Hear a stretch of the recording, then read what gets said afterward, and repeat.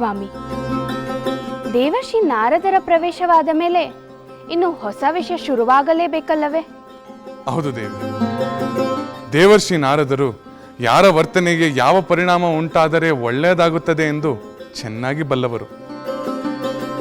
ಅದಕ್ಕಾಗಿ ಸಜ್ಜನರ ಕಾರ್ಯಕ್ಕೆ ಒಳ್ಳೆಯ ಪ್ರತಿಫಲವನ್ನು, ದುರ್ಜನರ ದುರುದ್ದೇಶಕ್ಕೆ ಕೆಟ್ಟ ಪ್ರತಿಫಲವನ್ನು ಉಂಟಾಗಿಸಲು ಅವರು ಸಂವಾದಿಯಾಗುತ್ತಾರೆ.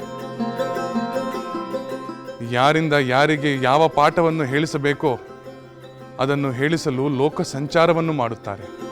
ಹಾಗಾದರೆ ಗಂಗಾದೇವಿಯು ತನ್ನ ಶಕ್ತಿಯಿಂದ ಪರಶಿವನನ್ನೇ ಕೊಚ್ಚಿಕೊಂಡು ಹೋಗುತ್ತೇನೆ ಎಂಬ ಅಹಂಭಾವದ ಮಾತಿಗೆ ನಾರದರು ಸುಮ್ಮನಿದ್ದರೆ?